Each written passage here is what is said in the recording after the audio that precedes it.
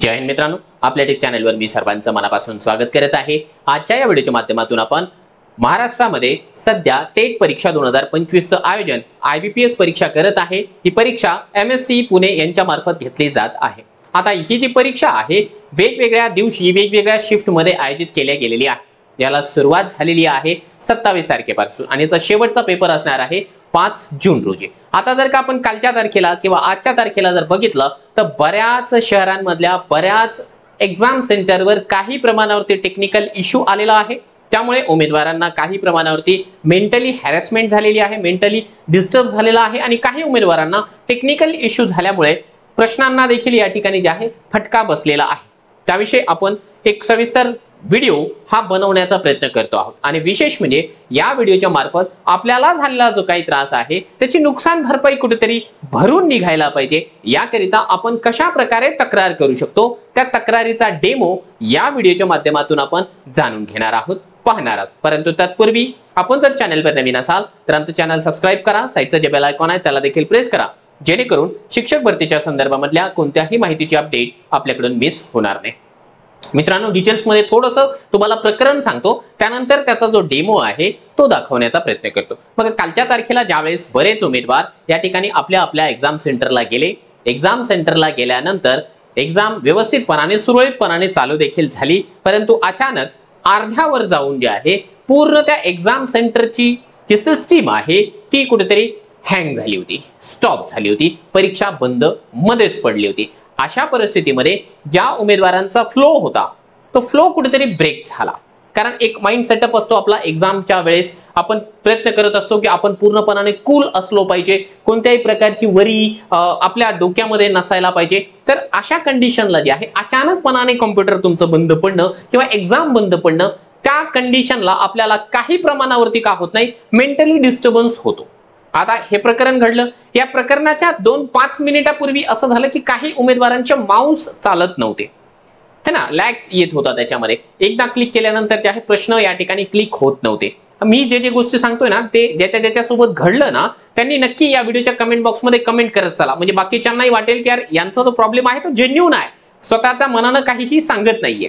काही जणांचा माऊस जो आहे तो अगोदर लॅग्स करत होतं, काम करत नव्हतं आणि त्याच्या 10 मिनिटाच्या नंतर जे आहे संपूर्ण सिस्टीम बंद पडली। आता सिस्टीम बंद पडल्यानंतर सगळेजण घाबरले, परंतु त्या ठिकाणचे एक्झामिनर्स आहेत, हे छत्रपती संभाजीनगरला प्रकरण घडलं, बीडला पण घडलं, नाशिकला पण घडल्याचं या ठिकाणी ऐकायला मिळत आहे, किंवा आणखीन बऱ्याच जिल्ह्यांमध्ये घडलेलं असू शकतं। जिथे जिथे घडलं तुम्ही ते कमेंटमध्ये सांगा। आता एक्झामिनरनं त्या लोकांना थोडंसं शांत करण्याचा प्रयत्न केला, डिस्टर्बन्स होऊ नये, तुम्ही पॅनिक होऊ नये यासाठी प्रयत्न केला आणि त्याच्यानंतर जवळपास एक अर्ध्या तासाने 40-45 मिनिटांनी सिस्टीम पुन्हा एकदा सुरू झाली।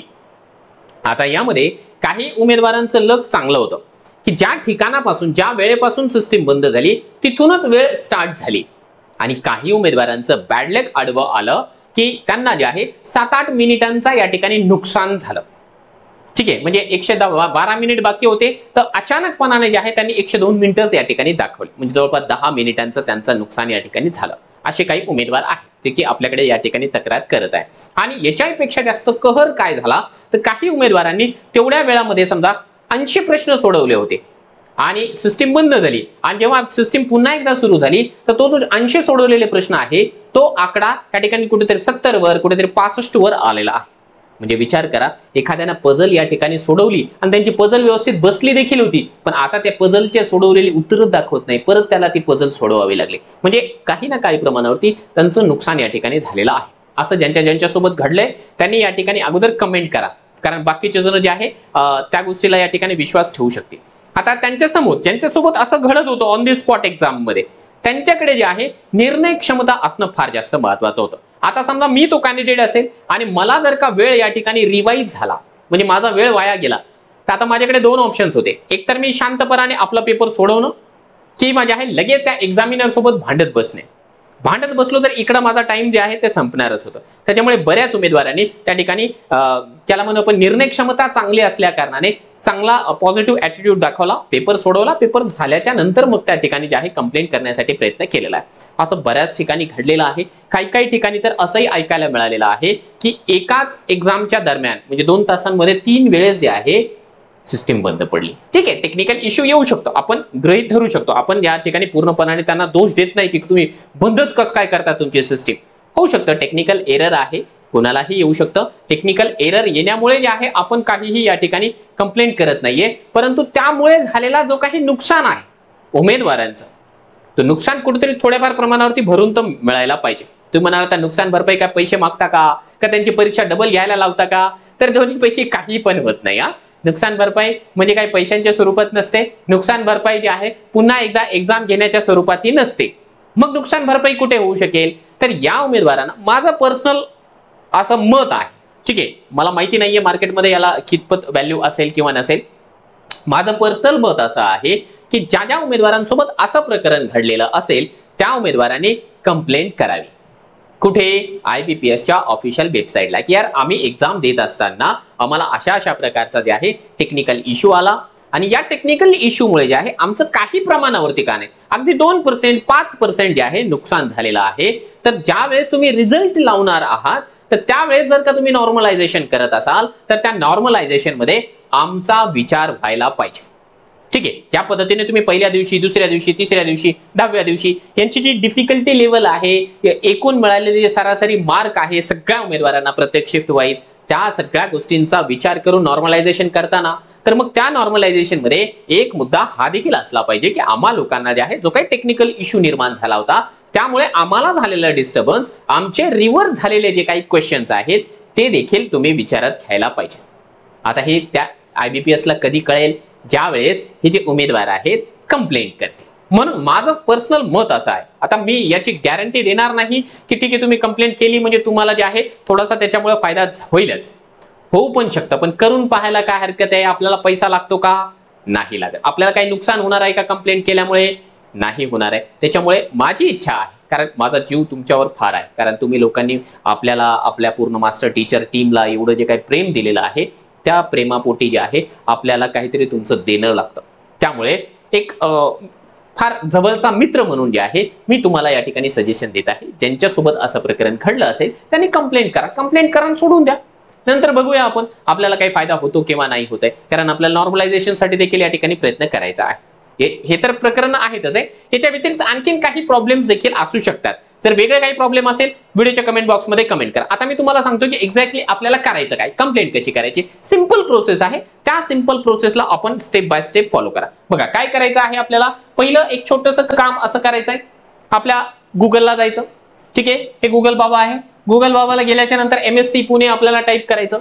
MSc पुणेच्या टाईप केल्यानंतर ही पहिली वेबसाईट आलेली आहे, हे त्यांचं होम पेज आहे. होम पेज आल्याच्या नंतर आपण देतो आहोत परीक्षा इथे टेट 2025, त्याच्यावर क्लिक करा.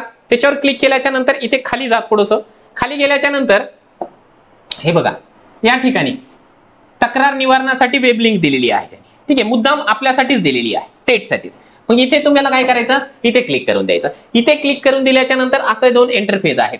इथे बघा, इथे जर का आपण या ठिकाणी पाहिलं तर रजिस्टर न्यू कंप्लेंट आहे. या रजिस्टर न्यू कंप्लेंट वर आपल्याला या ठिकाणी रजिस्टर करायचं आहे. आता हे झालेलं आहे पेज ओपन. आता हे थोडीशी स्क्रीन व्हाईट असल्यामुळे तुम्हाला इथं दिसतंय किंवा नाही मला फार जास्त माहिती नाहीये, पण तरी देखील मी तुम्हाला सांगतो. हे बघा रजिस्टर न्यू कंप्लेंट आहे. इथे तुम्हाला विचारलेलं आहे हेल्पचा टॉपिक. इथे हेल्पचा टॉपिक निवडायचा आहे. आता इथे जर का सगळ्या परीक्षा बघितल्या ना, IBPS काय काय घेतं, याच्यामध्ये टेट परीक्षा नाही, घाबरू नका. टेट परीक्षा जरी नसली ना तरी देखील एक ऑप्शन आपल्याला कोणताच सिलेक्ट करायचा या ठिकाणी, तर हे बघा जनरल म्हणून आहे. जनरल कुठे गेला, हा जनरल, हा आपण घेतला जनरल. ठीक आहे, त्याच्यानंतर काय करायचं आपल्याला, इथे फुल नेम विचारलेला आहे. फुल नेम, आता हा इथे फुल नेम आपल्याला कोणतं टाकायचं, जे आपल्या हॉल तिकीटवर आहे ते नाव टाकायचं. त्याच्यानंतर इथे आहे ऍड्रेस, परंतु कोणता, ईमेल ऍड्रेस. आपल्याला आपला ईमेल या ठिकाणी टाकायचा. ठीक आहे, त्यानंतर मोबाईल नंबर इथे टाकायचा. आता या तिन्ही गोष्टी कोणत्या टाकायच्या, ज्या आपण फॉर्म भरताना टाकल्या होत्या. म्हणजे IBPS ने जर क्रॉस व्हेरीफाय केलं तर त्याला ही जी संपूर्ण माहिती आहे ती व्यवस्थित आढळली पाहिजे. ठीक आहे, हे झालं. हे झाल्याच्या नंतर तुम्हाला काय करायचं आहे, हे बघा कंप्लेंट डिटेल आहे. Issue summary. इश्यू समरी मध्ये ना इथे तुम्हाला तुमचा इश्यूचा टायटल लिहायचा आहे, टेट 2025 इथे. ठीक आहे, इथे टेट 2025 लिहिलेलं आहे. इथे एक विंडो आहे. ठीक आहे, ही विंडो आहे. या विंडो मध्ये आपल्याला आपला जो प्रॉब्लेम आहे तो थोडासा शॉर्ट मध्ये लिहायचा आहे. आता तुम्ही हा प्रॉब्लेम मराठीमध्ये लिहा, इंग्लिश मध्ये लिहा, कशामध्ये पण लिहा चालतं, पण बेटर ऑप्शन हा आहे की इंग्लिशमध्ये तुम्ही जर तुमचा प्रॉब्लेम लिहिला तर IBPS कसं आहे पूर्ण सेंट्रल लेवलचे आहे, त्याच्यामुळे तिथे हिंदी भाषिक लोक थोडेसे जास्त असतात, इंग्रजी भाषिक लोक थोडेसे जास्त असतात, त्या ठिकाणी त्यांना हे वाचून लवकरात लवकर समजायला फायदा होईल. मग आणि जरी तुम्हाला इंग्लिश वगैरे येत नसेल तर काय करायचं आहे, गुगल ट्रान्सलेटर आहे की मराठीत टाईप करा आणि इंग्लिशमध्ये त्याला ट्रान्सलेट करा आणि इथे टाकून द्या. किंवा मग जर तुम्ही दोन गोष्टी असंही करू शकता, इथे काय करू शकता तुम्ही, इथे अगोदर मराठीमध्ये लिहा, सेम त्याचं ट्रान्सलेशन इथे खाली लिहून टाका, जनरली लिहा की मला असा प्रॉब्लेम आलेला आहे, नॉर्मलायझेशन मध्ये मला याचा फायदा थोडाफार प्रमाणात व्हावा अशी माझी मनोमन इच्छा आहे. जनरली आपल्या ऑफिशियल लँग्वेज मध्ये लिहा. फक्त कोणी लिहायचं आहे, ज्यांना टेक्निकल इश्यू आलेला आहे त्यांना. सर माझा पेपर माझी शिफ्टच फार हार्ड होती आणि मग मला याचा फायदा करून द्या, तसं नसतं तसं नाही होणार आहे. बाकी जर का तुम्हाला टेक्निकल इश्यू आला तर तुम्ही लिहा. आता याच्या सोबत जर का समजा तुम्हाला काही पुरावे जोडायचे असेल, तुम्ही आणखी कुठेतरी सेंटरला वगैरे तक्रार केलेली असेल तर इथून ना तुम्ही एखादी PDF फाईल वगैरे इथे क्लिक केली तर इथे तुम्हाला तुमच्याकडे जे काही PDF फाईल वगैरे आहे ते पण तुम्ही इथे अटॅच करू शकता. अटॅच करण्यासाठी अटॅच केलं की इथे कॅप्चा कोड आहे, हाच कॅप्चा कोड इथे टाईप करायचा आणि ते सबमिटचं बटन आहे, सबमिटच्या बटनवर आपल्याला क्लिक करून द्यायचं आहे. आपली रजिस्टर जी कंप्लेंट आहे ती रजिस्टर होऊन जाणार. काही वेळाच्या नंतर म्हणा किंवा एखाद्या दिवसाच्या नंतर आपण जे आहे आपली जी काही कंप्लेंट आहे ती या ठिकाणी चेक करू शकतो. की आपल्या कंप्लेंटचा जो स्टेटस आहे तो त्यांनी काय करून दिलेला आहे, नेमकं काय केलेलं आहे त्या संदर्भामध्ये. तर ही एक सिंपल प्रोसेस आहे, एवढंच काम आपल्याला करायचं आणि शांत बसायचं. ठीक आहे. तुमच्या आणखी जर का काही समस्या असेल, काही तुमच्या मनामध्ये प्रश्न असेल या संदर्भातले, निश्चितपणाने व्हिडिओच्या कमेंट बॉक्समध्ये कमेंट करा. आणि आणखी जर का या परीक्षेविषयी आपली काही मतं असतील ती मतं देखील आपण या व्हिडिओच्या कमेंट बॉक्समध्ये कमेंट करू शकता.